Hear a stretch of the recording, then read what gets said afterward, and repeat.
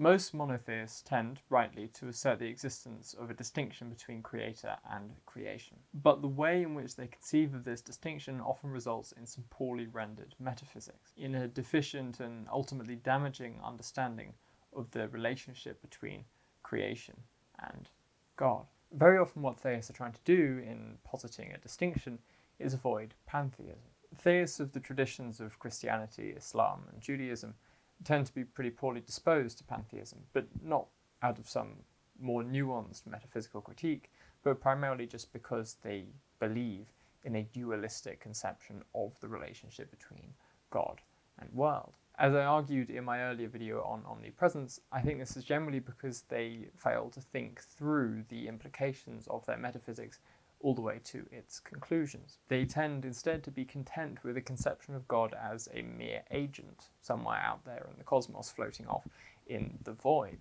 This, in turn, establishes a relationship between God and creation that is, crucially, competitive. God is thought to be just some king, as it were, who exerts his law and exerts his will, and creation, by extension, is supposed to come into obedience to it, or at least, they try to, but they fail to. But there are many contemporary theologians who have made very persuasive arguments for the case that the relationship between God and world crucially has to be non-competitive. That is, the two are not simply forces that might collide at a certain point, as though one was simply knocking into the other, but ultimately creation's will, creation's desire, its own movement, its own freedom, is one and the same with God's will. Everything that God wills is ultimately what creation wills too. Now, that may sound very strange to certain people because it seems fairly obvious that creation and God will different things. But we have to remind ourselves that theologians as major as Thomas Aquinas insisted, following the Platonic tradition, that the human desire, the human will, was only but a small fragment of an ultimate transcendental desire for God. When we desire things in our lives, whether they be as small as wanting a cup of tea or winning a football match, or as considerable as wanting a good career or a happy relationship, we're only wanting things as it were, a particular small expression of an ultimately infinite desire for God. Where sin and suffering come in is when we fail to realize that. When we fail to realize that what we truly want is always already God. But then we get lost in the particular things that we believe are God. We think that a happy relationship will actually fill us up. We think that getting a good job will actually fill us up. But in both cases, either you get it or you don't get it. And in either case, your happiness is only temporary or non-existent. And then it passes away. You're left with a lack of fulfillment. You always yearn for more. But just because human desire gets lost, as it were, on its voyage to find its ultimate end, doesn't mean that it's completely separate from that end at any point. The wills of God and creation are less like two athletes trying to compete with each other, and more like just one man trying to remember his way out of a dark labyrinth. The true will, the true path is there, somewhere in the back of his mind, if he can only remember it. But his current will is constantly bumping into things, getting lost, and trying to start all over again. Most of the dualistic thinking, it's important to understand, comes not from the pre-modern classical conceptions of both creation and creator that you get at the foundation of these Abrahamic religions. Rather, they come from a modern conception of the world, a modern understanding of the world as nothing but a set of objects. And so by extension, any supernatural things simply just have to be yet more objects, just objects that we can't really see or touch or taste in the way that we can engage with the rest of the world with our senses. The success of the hard sciences since the scientific revolution has sadly meant that we've suffered a bit of amnesia. Aristotle's four causes that comprise any particular thing, the efficient, the material, the formal and the final, seems to have been cut in half, as it were. The sciences only concern themselves with the material and the efficient, but the generally philosophical understanding of things as also having formal and final meaning has been thrown out the window. Now we only measure things according to that materiality or that efficiency. And so the same thinking erroneously gets applied to God. God can only be conceived of as just another object somewhere in the world.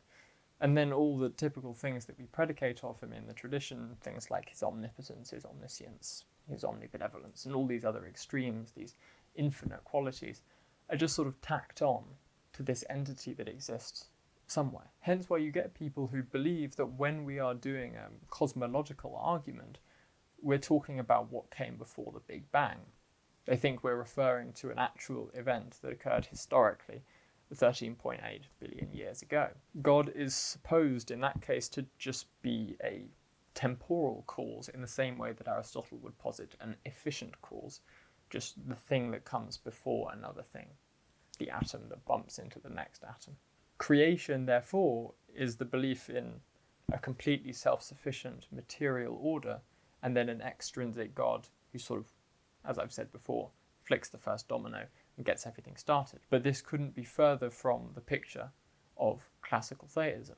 It couldn't be further from the picture of God and the world painted by the great thinkers of Christianity, Islam, and Judaism. Crucially, if we presume God's relationship to creation to be pure, unqualified dualism, then we are always invoking the need for a yet more foundational reality in order to hold that relationship together, which means that God can't ever be God in that scheme.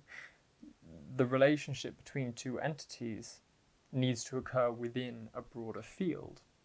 What classical theologians would say is the being, with the capital B, in which particular beings subsist and exist. So here is the controversial headline that I'd like you to take away. The classical theism of Christianity, Islam, and Judaism is ultimately a theism and a relationship between God and creation that is non-dual in nature. That can scare people quite a lot, but to my mind it simply follows from the basic premises of classical theism. If, as the cosmological arguments prompt us to observe, creation is nothing but a fabric of conditioned and contingent entities, without any real existence of its own, always depending on God, then any attempt to really dig in to what that being is at its centre will reveal not that being in itself, but God. That's not pantheism, because it doesn't remove the distinction between creator and creation, but it's also not dualism. Both of them are inconsistent positions. For anyone in adamant disagreement with me, I'd simply rather gently prompt them to reflect on what omnipresence means. What does it actually mean to say that God is not just a single object in the world, but is everywhere, in all things, all the time? To pass between necessary and contingent being is simultaneously to clarify that you're not referring to something that is beholden to history, something that is not simply within the causal chain of historical effects. We need to recognize that necessary being is not just a property that a thing can have. Necessary being is something that overflows the limits of particular delimited form altogether. So, as very many important theologians have pointed out, God does not exist in the same way that a lamp or a cup or a black hole or a human person exist. These things have limits, both conceptual and material, and those limits are conditioned and indeed constituted by everything else in existence. In order to be necessary being, you cannot be a particular being. Hence why Christian mystic John Scotus Eriugena gave God the title of nothing, nihil in the Latin. And another medieval Christian mystic, Angelus Silesius, gave God the fantastic title of ein Übernicht, the super nothing. In fact, I'd push my argument so far as to say that when we fail to recognize this ultimately non-dual relationship between God and the world, we are at risk, at serious risk, of committing what in the Abrahamic traditions is referred to as idolatry. After all, this ultimately deistic, demiurgic picture of God reduces him to just another thing in the world, in the same way that the worship of any idol would conflate God with a thing in the world. God is not a thing within the hierarchy of beings, even if at the very pinnacle. Notice how if you establish a hierarchy of power or might or goodness, for example, you are still establishing a hierarchy. Any being that exists on that whole hierarchy has to exist within a broader framework. So it doesn't matter if you're at the very, very top or at the very, very bottom, you still equally depend upon a yet more foundational fabric of being. As such, the people who just presume that God is just some very powerful being in the sky somewhere, just at the very top, at the infinite degree of goodness, beauty, truth, whatever else it may be, they haven't quite appreciated the fact that that being would still be contingent on something more foundational. And as such, it wouldn't be God in the way that Christianity, Islam, and Judaism conceive of God. And moreover, and more pressingly for our religious lives, when we relate to a God like that, the sort of dualistic God, the God who's set off over and against us, who competes with us, we're ultimately carrying out our religious practice in the same way we carry out our obeisance to some medieval king. The best our religious life could be would be simply following a set of rules at that point, trying not to make the big man upstairs grumpy when we break his rules. This causes a lot of suffering because it means that people are constantly having to go outside of themselves in order to achieve a certain goal, rather than being able to rest within their own being. I'm sure in your own lives you will have seen plenty of people who are religious or who are in positions of religious authority who are still very full of hatred and spite.